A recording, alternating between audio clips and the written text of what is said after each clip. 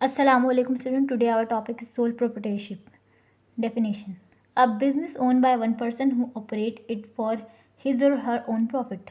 Sole proprietorship जो है वो एक लीगल फॉर्म ऑफ बिजनेस होती है और उसमें एक ही शख्स जो होता है ना वो बिजनेस का ओनर होता है और सारा का सारा प्रॉफिट जो है वो उसी के पास जा रहा होता है। एक शख्स जो है वो बिजनेस को ऑपरेट कर रहा होता है, इसका ओनर वही होता है और सारा प्रॉफिट उसी के पास जा रहा होता है। अगर कोई लॉस होता है तो सारा लॉस उसी को बेयर करना पड़ता है।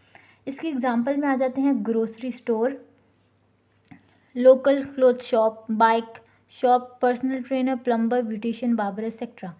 ये सारे बिजनेसेस जो हैं वो सोल प्रोप्राइटरशिप के बिजनेस हैं। इसमें एक ही ओनर होता है और सारा प्रॉफिट इन्हीं के पास आता है। कोई भी लॉस होता है इन्हीं को बेयर करना पड़ता है।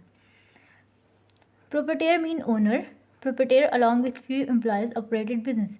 प्रोप्राइटर का मतलब होता है ओनर, बिजनेस का ओनर होता है। प्रोप्राइटर जो है वो कुछ एम्प्लॉयज़ होते हैं, उसके साथ मिल के जो है वो अपने बिजनेस की सारी एक्टिविटीज़ को चला रहा होता है और वो उन एम्प्लॉयज़ को एक फिक्स सैलरी देता है। ही बोरो मनी और use it own personal resources to raise capital. जब सोल प्रोप्राइटर जो है जब बिजनेस स्टार्ट करता है तो उसे पैसों की ज़रूरत होती है। तो वो पैसे दो जगह से ले सकता है, या तो अपने पर्सनल रिसोर्सेज से ले सकता है अपनी जायदाद बेच के, या उसके पास अपने पर्सनल जो है वो पैसे जमा होते हैं वहाँ से यूज़ कर सकता है, या तो वो पैसे बोरो करता है। अब वो पैसे जो है वो बैंक से भी बोरो कर सकता है या अपने फ्रेंड्स से भी ले सकता है। अब सोल प्रोप्राइटर को जब भी कोई पैसे देता है उधार पे तो वो बहुत ही लिमिटेड अमाउंट होती है, बहुत ही कम अमाउंट होती है, क्योंकि सोल प्रोप्राइटर के पास कोई अश्योरिटी नहीं होती कि वो उनको पैसे वापस कर पाएगा या नहीं कर पाएगा। इसलिए बहुत ही लिमिटेड अमाउंट ऑफ मनी जो है लोग उनको बोरो पे देते हैं। He is responsible for all the business decision. अब सोल प्रोप्राइटर जो है वो अकेला ओनर होता है, इसलिए सारे बिजनेस डिसीजन वो खुद ही ले रहा होता है। अब उन बिजनेस डिसीजन का नतीजा जो भी होता है ना, तो सोल प्रोप्राइटर ही उसी का जो है रिस्पॉन्सिबल होता है। सारा का सारा लॉस होता है या प्रॉफिट होता है वो सब कुछ उसी को बेयर करना पड़ता है। नेक्स्ट है हमारे पास advantages. Owner receive all the profit. Sole proprietorship में सिर्फ एक ही ओनर होता है, इसलिए सारा का सारा प्रॉफिट उसी के पास जाता है। The business startup cost is low. Business को स्टार्ट करने की कॉस्ट बहुत कम होती है दूसरे फॉर्म ऑफ बिजनेस के लिहाज से। जैसे कि पार्टनरशिप और कॉर्पोरेट बिजनेसेस होते हैं, उसमें जो बिजनेस की स्टार्टअप की कॉस्ट होती है वो थोड़ी हाई होती है, इनसे ज़्यादा हाई होती है।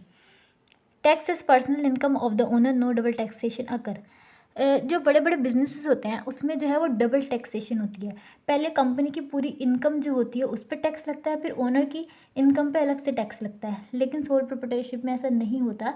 जिस तरह से एक आम शख्स की इनकम पे टैक्स लगता है उसकी परसेंटेज बहुत कम होती है, उस तरह से सोल प्रोप्राइटरशिप की इनकम पे भी उसी तरह से ही टैक्स लगता है। इंडिपेंडेंसी। सोल प्रोप्राइटरशिप को पूरी आज़ादी होती है कि वो जिस जिस तरह चाहे बिजनेस के डिसीजन ले सकता है, जिस तरह चाहे बिजनेस की एक्टिविटीज़ को चला सकता है। Secrecy maintain high standard of secrecy और प्रॉफिट टेक्निक और प्रोडक्शन स्पेशल फार्मूला। अब जो है सोल प्रोप्राइटरशिप के बिजनेस में बहुत ज़्यादा सिक्रेसी होती है। अगर वो चाहे तो वो अपने प्रॉफिट के बारे में किसी को ना बताए, ना अपने प्रोडक्शन के बारे में, ना अपने स्पेशल फार्मूलाज के बारे में, वो अपने तक वो सारी चीज़ें रख सकता है। Ease of formation and dissolution. Soul proprietorship का बिज़नेस जो है वो आसानी से जो है वो हम उसको फॉर्म कर सकते हैं, उसको जो है वो स्टार्ट कर सकते हैं और आसानी से ही उसे बंद भी कर सकते हैं, उसे क्लोज भी कर सकते हैं उस बिज़नेस को। नेक्स्ट हमारे पास है disadvantages of the sole proprietorship. Owner has to sustain all the loss. अब सोल प्रोप्राइटरशिप के बिजनेस में जब प्रॉफिट सारा का सारा ओनर को मिलता है, अगर बिजनेस में लॉस होगा तो सारा लॉस भी जो है वो ओनर को बेयर करना पड़ेगा। Owner has unlimited liabilities, total wealth can be taken to satisfy date.